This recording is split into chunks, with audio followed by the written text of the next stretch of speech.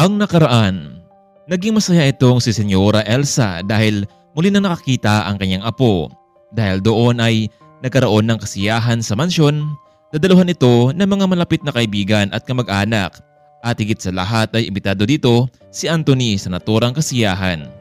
Ngunit hindi ito alam ni Jude na nakabalik na pala sa mansyon itong si Camille.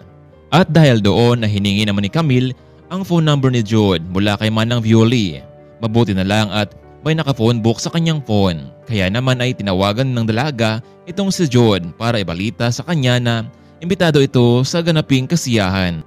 Hello, senyorita. Bakit kinapatawag? Jude, kaya ako tumawag sa iyo dahil gusto kong pumunta ka dito sa kasiyahan ko. Dahil, alam mo, nakakita na ako. Aasahan kita ha. Talaga, senyorita? Mabuti kung ganun. Masaya ako para sa inyo, pero pinagbawalan ako ng lola mo na pumunta dyan. Jude, totoo bang binigyan ka ni lola ng malaking halaga? Oo, senyorita, pero wala naman akong paggamitan ng perang ito eh. Ibabalik ito sa lola mo.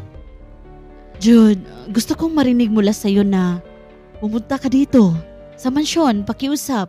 Please. Pipilitin ko, senyorita, pero hindi ko mapapangako sa iyo dahil meron kasi akong mahalagang gagawin. Binaba ni Jude ang tawag at nagtungo na ito sa opisina ni Attorney Punsalan upang pag-usapan nila kung paano hulihin itong si Anthony bilang kasabwat sa mga taong gumawa nito sa mga magulang ni Jude.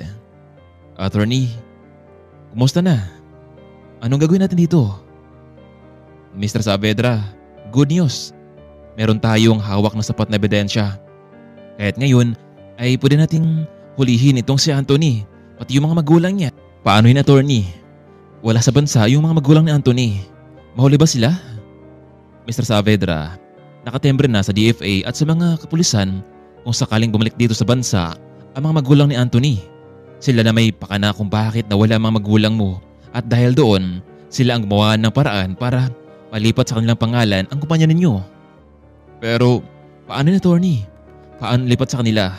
Alam mo, noon, magkaibigan ang parents mo at ang mga di Guzman, pero trinedor nila ito at hindi nila sinabi sa iyo para hindi ka na mag-alala.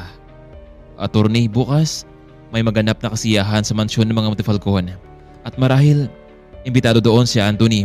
Pwede ba siyang hulihin doon? Oo, pwede dahil nakanda ang warrant of arrest sa kanya at ang mga pulisan para hulihin siya doon. Kinabukasan, hindi inasahan na maraming bisita ang dumalo sa pagpapasalamat ni Camille sa naging successful na operasyon. Marjorie, maraming salamat at narito ka. Pasensya ka na kung hindi ako nakapunta sa kaarawan mo. Camille, nako, ayos lang yun. Alam naman natin kung ano ang dahilan, di ba? Ngayon, nakikita mo ba si Anthony? In fairness, gwapo siya. Pero what if mamaya sasabihin ng lola mo na ikakasal ka na sa kanya? Tatanggapin mo ba? Ewan ko, Marjorie, pero kung ako lang ang masusunod, ayaw ko talaga sa kanya. Wala akong naramdaman sa kanya eh. Camille, kung kay Jude, ayos lang ba sa'yo? Ewan ko ba, pero mas magaan ang loob ko kay Jude sa Saavedra kaysa kay Anthony. Ay naku, Camille. Kung saan ka masaya, nandito lang ako. Handa kitang suportahan. Ladies and gentlemen, I need your attention please. Gusto kong mapasalamat dahil naging matagumpay ang operasyon ni Camille. At isa pa sa espesyal na announcement, they are getting married soon between Camille and Anthony. And also thanks to Dr. Ponsalan sa kanyang best effort para sa apo ko. And now, let's enjoy the party. Have a nice day and have a good day everyone. Maya-maya pa ay biglang lumapit itong si Anthony sa tabi ni Camille at kinausap niya ito. So, paano yan, babe? Matutuloy na pala ang kasal natin, ano? How I wish talaga, Anthony, kung papayag ang kaibigan ko. Dahil ang totoo, wala namang kasing puwang sa kanyang puso eh. Bakit? Meron pa bang mas karapat dapat kaysa sa pagmamahal ko sa kanya? Huwag yung sabihin na si Jude, ang boy sa mansyon na ito? Habang napatuloy ang kasiyahan, ay dumating naman itong si Jude, nakasuot ito ng isang mamahaling kasuotan. Camille, nakikita mo ba kung sinong nasa entrance? Hindi ba si Jude Saavedra yan? Wow! Napakagwapo naman ang kanyang suot ngayon. Inibintahan mo ba siya? Oo, Marjorie. Tinawagan ko siya na dumalo ngayon dito. Mabuti naman at dumating siya. Ngunit sa bungad pa lamang ay hinarangan na ito ni Senyora Elsa. Ikaw, bakit ka nandito? Hindi ba ang sabi ko sa'yo na ayaw na kitang makita dito sa mansyon? Hindi naman kita inibitahan ha. Umalis ka na kung ayaw mong tumawag ako ng mga pulis. Oh, nandito na pala ang mga pulis. Mga sir, huli niyo nga itong taong ito. Hindi naman siya imbitado sa party na ito eh. Palisin niyo siya. Miss Montefalcon, nandito kami dahil meron kaming warrant of arrest para kay Mr. Anthony de Guzman. Ano? Si Anthony? Bakit? Ano bang ginawa niya? Bakit niyo siya inuhuli? Itong nasa harapan niyo ngayon, ang dapat niyong hulihin. Mrs. Montefalcon, malaking kasalanan ng mga Guzman at kailangan lang panagutan ito. Dahil sa pangyaring iyon ay nais tumakas nitong si Anthony dahil alam naman ito na nabuhay ang kaso noon dahil sa ginawa ng kanilang pamilya. Bitiwan niyo nga ako. Ano bang kasalanan ko? Hindi niyo ba kilala kung sino ako? Bigla namang nagsalita itong si Jude. Kilala ka namin, Mr. de Guzman. Kayo at ang pamilya niyo. Aba, ikaw na buhay ka? Anong pakialam mo dito? Oo nga pala. Hindi mo pala ako nakilala, Anthony, no?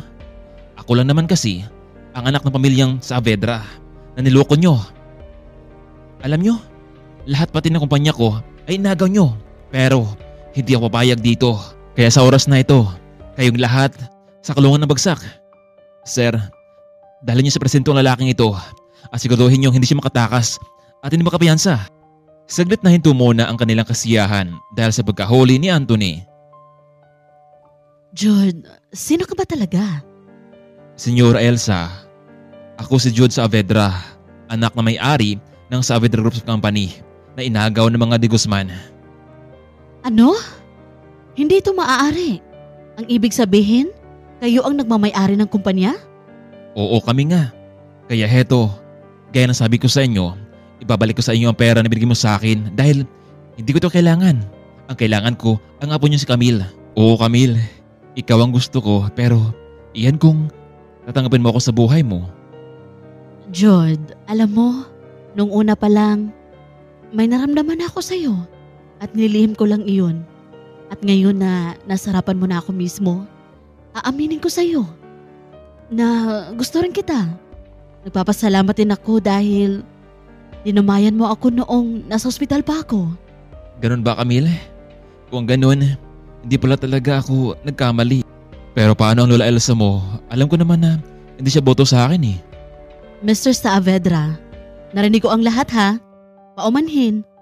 Kung naging one-sided lang ako, hindi ko man lang pinaniwalaan ang sinasabi mo sa apo ko. Senyora, gaya po na nasabi ko sa inyo, mahal ko si Camille, ang apo ninyo. Sana ibig niyo ako ng pagkakataon at siguraduhin ko sa inyo na mamahalin ko siya ng tapat. Mr. Saavedra, kung mahal niyo talaga ang apo ko, wala na akong magagawa kundi pumayag na lang, pero ito ang tandaan mo ha, ayaw kong masaktan ang apo ko. Kaya mula ngayon, anytime pwede ka nang dumalaw dito. Kayo na mag-usap ni Camille. Sige ha, may asikasuhin lang ako. So, Camille, pwede na ba kitang ligawan para official na tayong magkasintahan? Jude, kahit hindi ka naman ligaw, sasagutin na kita ngayon. Ano? Oo Jude, tinatanggap na kita bilang kasintahan ko.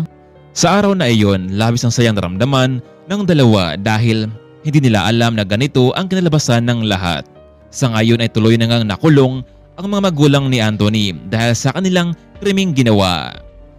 Tuloy na ring nabawi ni Jude ang mga dapat bumalik sa kanya dahil sa tulong ng kanyang abogado. Napapasyahan ng pamilyang Saavedra at Montefalcon na magkasosyo sa kumpanya para mas lalong malakas ito. Ilang buwan noon, nakalong itong si Anthony. Natupad na rin ang kanilang napag-usapang kasal at iyon ang gusto nilang mangyari sa bawat isa. Hanggang dito na lang muna, kaibigan.